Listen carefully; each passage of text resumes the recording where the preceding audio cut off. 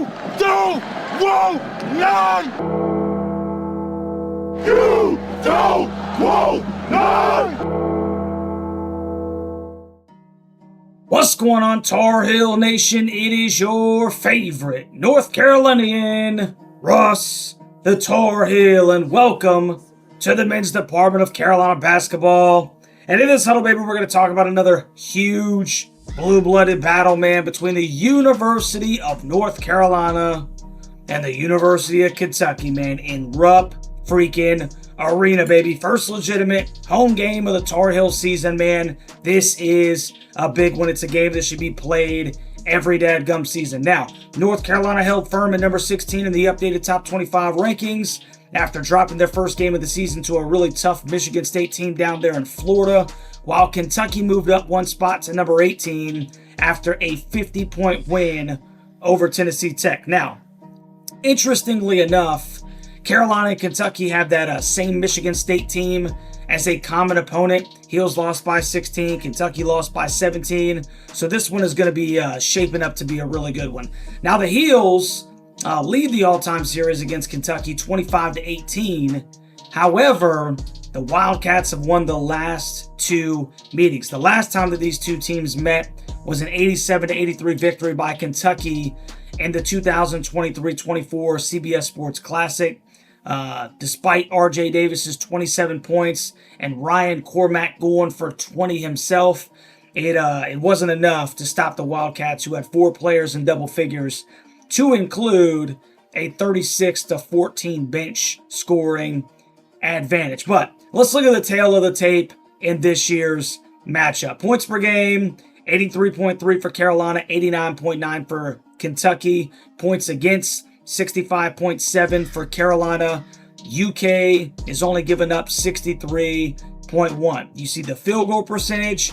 Kentucky's averaging about 2 to 3 more rebounds. They're averaging about 4 more assists. And the blocks and the steals are fairly even. So, as you can see, the Wildcats own the advantage in just about every category, head-to-head. Plus, they've scored over 95 points in 4 of their 7 games this season. Now, the matchup that I'm looking at in this one is going to be Denzel Aberdeen against Luka Bogovac. And if we look at their stats as they match up compared to one another, man, Boga's averaging 12 points per game to Aberdeen's 14.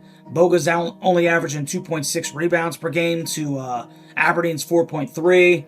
Boga and Aberdeen are both averaging 3.4 assists per game. You can see the discrepancy in the field goal percentage and the three-point shooting percentage.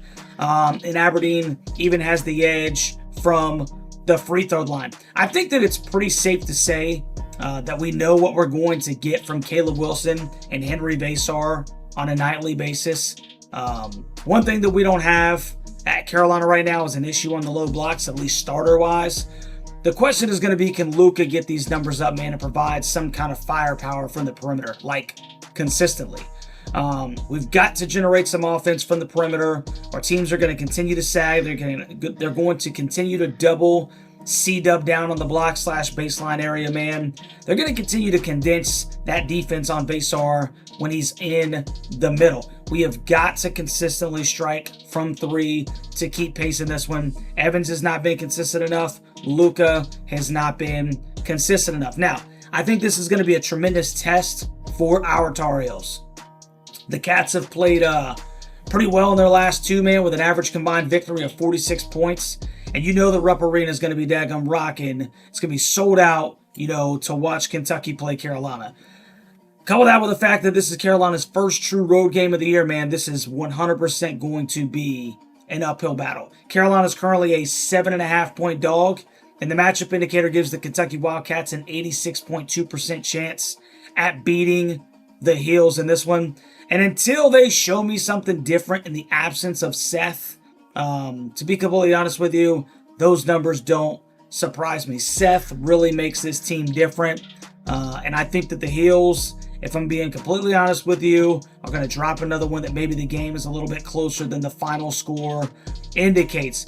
It's just not the same team without Seth, man. I hope I'm wrong, but until they show me otherwise, I don't know if I can pick them and this one. But regardless, live reaction to Watch Party tomorrow, starting at about 9:20 p.m. It's going to be a late one, so come hang out with your boys. We watch these daggum Titans go to battle. Shout out to the Huddle Hooligans, man, for all of their continued support. Love you guys, and I'm excited about the opportunity Carolina has tomorrow.